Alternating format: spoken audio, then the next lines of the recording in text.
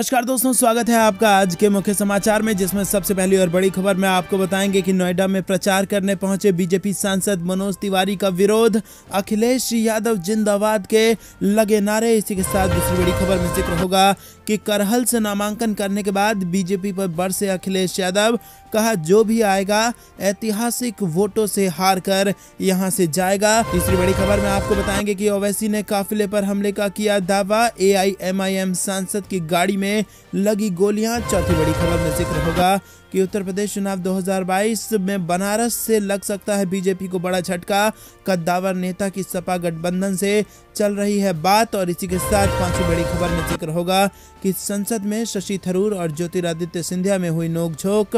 पूरा मामला आपको बताएंगे दोस्तों, लेकिन उससे पहले अगर आपको भी ऐसा लगता है कि उत्तर प्रदेश के चुनाव में सरकार का बदलना तय है और भाजपा की उल्टी गिनती शुरू हो चुकी है, तो वीडियो को लाइक करके 3000 लाइक का टारगेट पूरा कराइए। और साथ ही साथ अगर चैनल पर नए हैं तो लाल बटन को दबा के चैनल को सब्सक्राइब करके रख लीजिए, घंटी बजाकर कमेंट में बताइए कि किसकी बनेगी सरकार। दोस्तों रुक करते हैं सबसे पहली और बड़ी खबर की तरफ।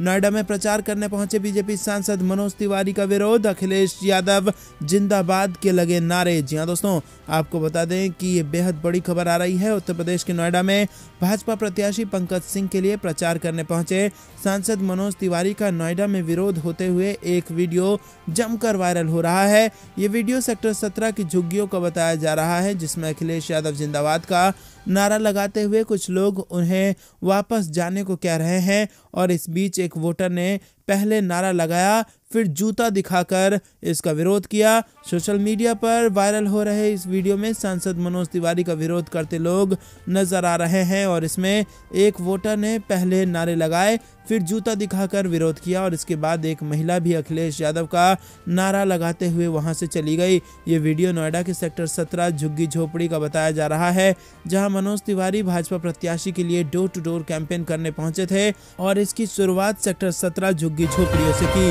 दोस्तों रुक करते हैं अगली बड़ी खबर की तरफ। करहल से नामांकन करने के बाद बीजेपी पर बरसे अखिलेश यादव, कहा जो भी यहां से लड़ेगा वो मेरे खिलाफ ऐतिहासिक वोटों से हार कर जाएगा। जी हाँ दोस्तों, आपको बता दें उत्तर प्रदेश चुनाव निकट है और ऐसे में समाजवादी पार्टी के सबसे बड़े नेता अखिलेश यादव ने करहल से नामांकन भर दिया है। रुक करते हैं अगली बड़ी खबर की तरफ। ओवैसी ने काफिले पर हमले का किया दावा, AIMIM सांसद की गाड़ी में लगी हैं गोलियां। जी हाँ दोस्तों, आपको बता दें कि ओवैसी ने ट्विटर पर लिखा कि कुछ देर पहले छिजारसी टोल गेट पर मेरी गाड़ी पर गोलियां चलाई गई और 4 राउंड फायरिंग हुए हैं और 3-4 लोग थे, सब के सब भाग गए और हथियार वहीं छोड़ गए। मेरी दूसरी गाड़ी में बैठकर वहां से निकल गया, हम सब महफूज हैं अल्हम्दुलिल्लाह। तो दोस्तों यहाँ पर ओवैसी ने ट्वीट करके ये बातें लिखी हैं। पुलिस मामले की जांच में जुट गई है और एक आरोपी को हिरासत में भी ले लिया गया है। ओवैसी ने दिल्ली पहुंचकर मीडिया से बातचीत करते हुए घटना का पूरा ब्यौरा दिया है। ओवैसी ने मीडिया कर्मियों से कहा कि उनके साथ 4 गाड़ियां थी। पिलखुआ के टोल गेट के पास गाड़ी स्लो हुई और इसी दौरान तेज आवाज़ हुई। हमारी गाड़ी में बैठे लोगों ने कहा कि हमला हो रहा है। जब हम निकल रहे थे फिर आवाज़ आई, हमारी गाड़ी में गोलियों के निशाने हैं और इसी के साथ गाड़ी पंक्चर हो गई तो एक फ्लाईओवर के पास गाड़ी बदलकर दिल्ली पहुंचे। तो दोस्तों ओवैसी की गाड़ी पर हुआ हमला, ऐसा वो कर रहे हैं दावा। रुक करते हैं अगली बड़ी खबर की तरफ। अब बनारस से लग सकता है बीजेपी को बड़ा झटका, कद्दावर नेता की सपा गठबंधन से चल रही है बात। जी हां दोस्तों, उत्तर प्रदेश चुनाव 2022 अब अपने चरम पर है। शुक्रवार से 6वें चरण के लिए नामांकन दाखिला शुरू होने वाला है और इसके बाद 7वां अंतिम चरण की बारी आनी है, लेकिन नेताओं के पाला बदल की कहानी जारी है। अब बनारस में पूर्वांचल के एक दिग्गज नेता जो हाल ही में बसपा से बीजेपी में शामिल हुए थे, वो अब टिकट कटने की आशंका के मद्देनजर पाला बदलने की तैयारी में जुट गए हैं। ये और कोई नहीं बल्कि त्रिभुवन राम है। जी हाँ दोस्तों, बनारस की सुरक्षित सीट अजगरा विधानसभा से बसपा के टिकट पर विधायक रह चुके त्रिभुवन राम फिलहाल बीजेपी में हैं और ये माना जा रहा था कि राम इस बार बीजेपी से अजगरा विधानसभा से चुनाव लड़ेंगे। पूरी तैयारी कर ली थी, लेकिन अब ये पता चल रहा है कि बीजेपी के चुनाव लड़ने की क्राइटेरिया से वो बाहर हैं और उन्हें ओवर एज बताया जा रहा है। और ऐसे में राम के अब बीजेपी को झटका देने की चर्चा सामने आ गई है। रुक करते हैं अगली बड़ी खबर की तरफ। संसद में शशि थरूर और ज्योतिरादित्य सिंधिया में हुई नोकझोंक, क्या है पूरा मामला आपको बता दें दोस्तों कि लोकसभा में प्रश्नकाल के दौरान हिंदी में जवाब देने के मुद्दे पर गुरुवार को नागरिक उड्डयन मंत्री ज्योतिरादित्य सिंधिया और कांग्रेस के वरिष्ठ नेता शशि थरूर के बीच हल्की फुल्की नोकझोंक देखी गई। तमिलनाडु के एक सदस्य के अंग्रेजी में पूछे गए पूरक प्रश्न का केंद्रीय मंत्री ज्योतिरादित्य सिंधिया द्वारा हिंदी में उत्तर दिए जाने पर थरूर ने आपत्ति जताते हुए कहा कि यह अपमान है कि मंत्री हिंदी में जवाब दे रहे हैं। तिरुवनंतपुरम से कांग्रेस सांसद शशि थरूर ने कहा कि मंत्री अंग्रेजी जानते हैं और उन्हें अंग्रेजी में जवाब देना चाहिए। उन्होंने कहा कि जवाब हिंदी में मत दीजिए, यह अपमान है लोगों का। इस पर सिंधिया ने कहा कि यह अजीब बात है, हमारे यहाँ अनुवादक हैं, मैं अंग्रेजी में क्यों जवाब दूं, मैं हिंदी में बोलूं तो सदस्य को ऐतराज हो रहा है। थरूर की टिप्पणी के बाद लोकसभा अध्यक्ष ओम बिरला ने कहा कि यह अपमान नहीं है। तमिलनाडु से डीएमके के सांसद पी वेलुस्वामी ने पूरक प्रश्न अंग्रेजी में पूछे थे और इसके जवाब दिया था। दोस्तों रुक करते हैं अगली बड़ी खबर की तरफ। भारत में नए कोविड-19 केसों में 6.8% उछाल। पिछले 24 घंटे में 1,72,433 मामले। जी हाँ दोस्तों, देश में पिछले 24 घंटे में कोरोना के 1,72,433 नए मामले सामने आए हैं। साथ ही कोरोना केसों में 6.8% उछाल दर्ज किया गया है। राष्ट्रव्यापी टीकाकरण अभियान के तहत अब तक 167.87 करोड़ टीके की खुराक दी जा चुकी है। वहीं भारत में एक्टिव केस वर्तमान में 15,33,921 है। वहीं रिकवरी रेट अभी 95.14% है। देश में पॉजिटिविटी रेट भी 11% है। पिछले 24 घंटे में 2,59,107 लोग कोरोना से ठीक हुए हैं। दोस्तों रुक करते हैं अगली बड़ी खबर की तरफ। योगी वर्सेस अखिलेश, गर्मी बुलडोजर माफिया मवाली, मुख्यमंत्री की भाषा के खिलाफ चुनाव आयोग पहुंची समाजवादी पार्टी। जी हाँ दोस्तों, उत्तर प्रदेश चुनाव 2022 को लेकर सभी पार्टियां पूरे दमखम से जुटी हुई हैं। वहीं नेताओं का एक दूसरे पर वार पलटवार भी जारी है और अब समाजवादी पार्टी ने मुख्यमंत्री योगी आदित्यनाथ के एक बयान को लेकर चुनाव आयोग का दरवाजा खटखटा दिया है। समाजवादी पार्टी ने मुख्यमंत्री योगी आदित्यनाथ के बयान पर आपत्ति जताते हुए कहा कि चुनाव प्रचार में सत्ता पक्ष भाजपा के मुख्यमंत्री विपक्ष के प्रति जिस भाषा का प्रयोग कर रहे हैं वो मर्यादित, संयत और भद्र भाषा की श्रेणी में नहीं आता है। लोकतंत्र में इस तरह की भाषा का कोई औचित्य नहीं है। समाजवादी पार्टी ने मुख्यमंत्री योगी के कुछ बयानों का पत्र में उल्लेख करते हुए लिखा कि मुख्यमंत्री योगी आदित्यनाथ ने अभी आगरा में 10 मार्च के बाद बुलडोजर चलेगा की धमकी दी और इसके अतिरिक्त वो लगातार समाजवादी पार्टी के नेतृत्व को गुंडा, मवाली, माफिया बता रहे हैं।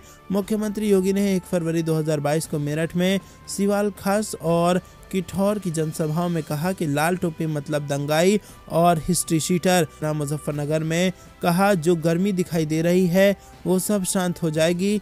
गर्मी कैसे शांत होगी मैं जानता हूँ। ऐसी भाषा का प्रयोग किया जा रहा है, वो लगातार धमकाने वाली भाषा बोल रहे हैं। दोस्तों, क्या मुख्यमंत्री की ऐसी भाषा होनी चाहिए? हाँ या ना में अपनी राय जरूर बताइए। लेकिन आपको बता दें कि चुनाव आयोग से इसकी शिकायत कर चुकी है समाजवादी पार्टी और एक्शन लेने की गई है मांग।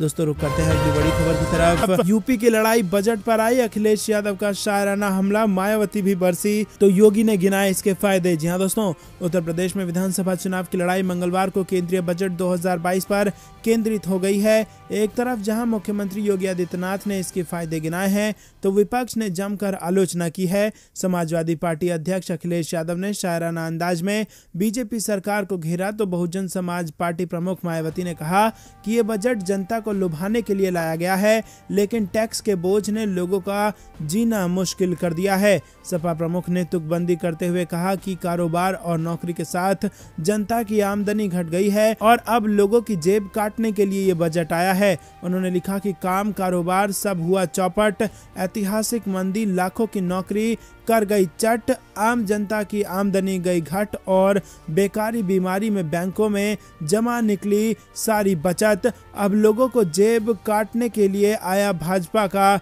एक और बजट। उत्तर प्रदेश में भाजपा के दुखदायी युग का अंत शुरू हो रहा है। यूपी कहे आज का नहीं चाहिए भाजपा। तो दोस्तों आपको बता दें कि ऐसा तंज कसा है अखिलेश यादव ने और शायराना अंदाज में बजट को जमकर कोसा। वहीं मायावती ने भी कहा है कि पुराने वादों को भूल गई है सरकार। बीएसपी सुप्रीमो मायावती ने भी बजट की आलोचना करते हुए कहा कि संसद में आज पेश केंद्रीय बजट नए वादों के साथ जनता को लुभाने के लिए लाया गया है, जबकि गत वर्षों के वादों व पुरानी घोषणाओं आदि के अमल को भुला दिया गया है। ये कितना उचित है? केंद्र बढ़ती गरीबी, बेरोजगारी, महंगाई और किसानों की आत्महत्या जैसी गंभीर चिंताओं से मुक्त क्यों है?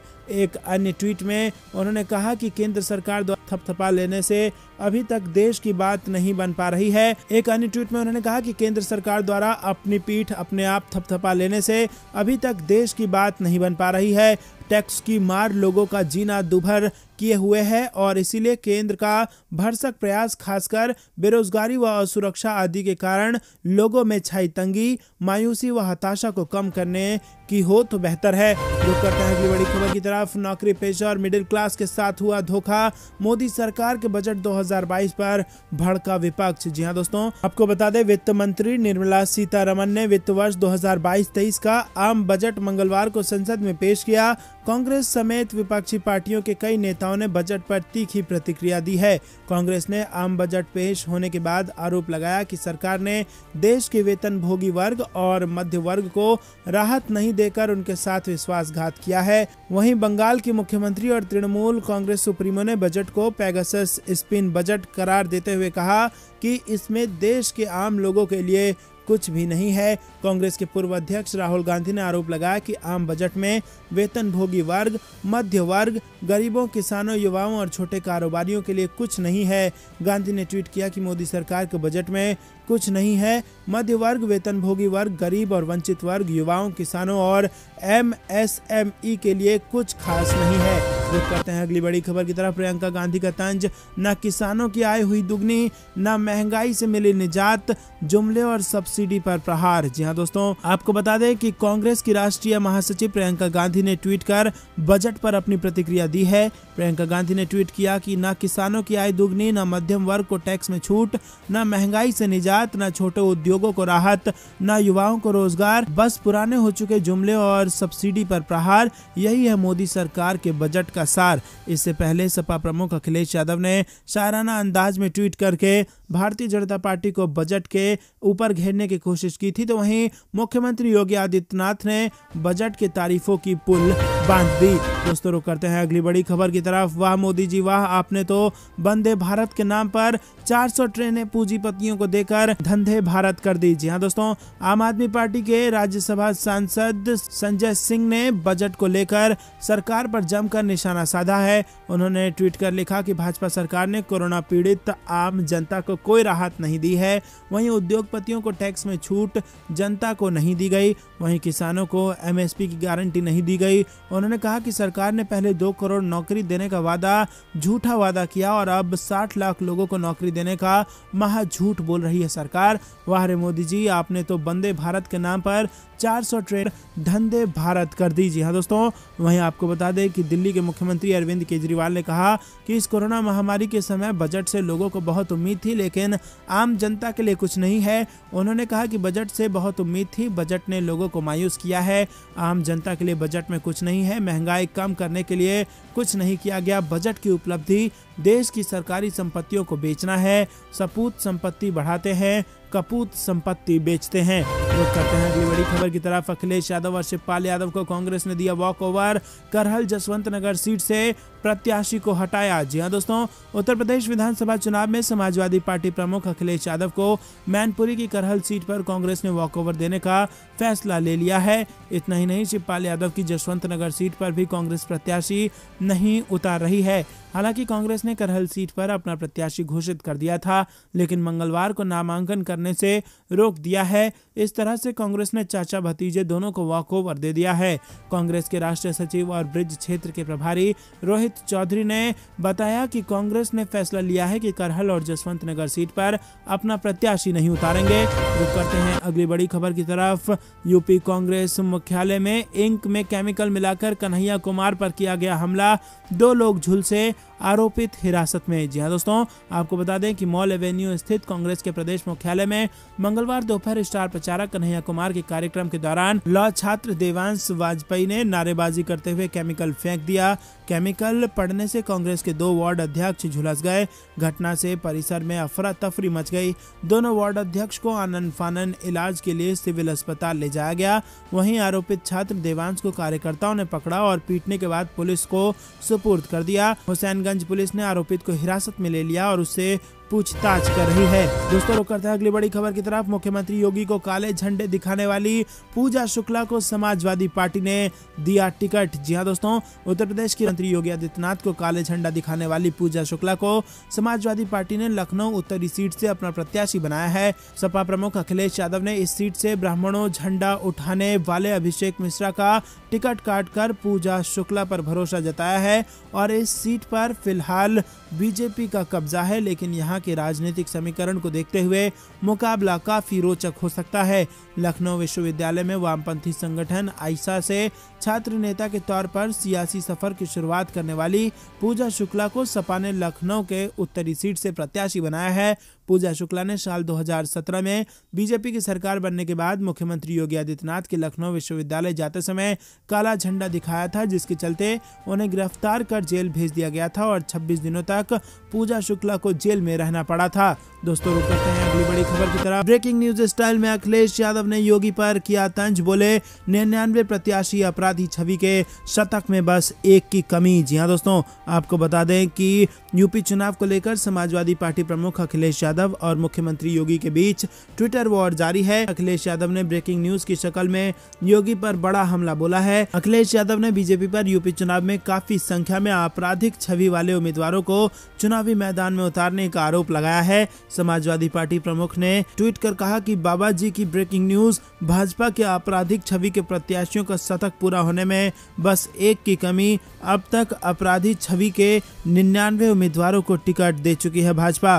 दरअसल मुख्यमंत्री योगी समेत पूरी बीजेपी समाजवादी पार्टी के समय के कानून व्यवस्था को खराब बताते हुए अखिलेश यादव पर निशाना साधते रही है। खुद सीएम योगी भी तरह तरह के शब्दों से सपा को संबोधित कर चुके हैं। दोस्तों, रुक करते हैं अगली बड़ी खबर की तरफ। जयंत चौधरी का भाजपा पर पलटवार, कहा ऐसा भर भर कर वोट दो कि बीजेपी नेताओं की चर्बी उतर जाए। दोस्तों, आपको बता दें कि उत्तर प्रदेश चुनावों में बड़े नेता पार्टी के उम्मीदवारों का प्रचार करने के लिए रण में उतर चुके हैं। सोमवार को राष्ट्रीय लोकदल के प्रमुख जयंत चौधरी चुनाव प्रचार के लिए अलीगढ़ पहुंचे और इस दौरान जयंत चौधरी ने कहा कि नल के बटन को इतना दबाना कि भाजपा नेताओं की जितनी चर्बी चढ़ गई है वो सब उतार देना। अलीगढ़ से राष्ट्रीय लोकदल के प्रत्याशी वीरपाल सिंह दिवाकर के समर्थन में एक चुनावी सभा को संबोधित करते हुए जयंत चौधरी ने कहा कि प्रदेश में चौधरी चरण सिंह की कलम से गुंडा कानून बना था, बाबा ने कोई कानून नहीं बना। बाबा कह रहे हैं कि इनकी गर्मी निकाल दूंगा, मई जून में शिमला जैसी ठंड हो जाएगी।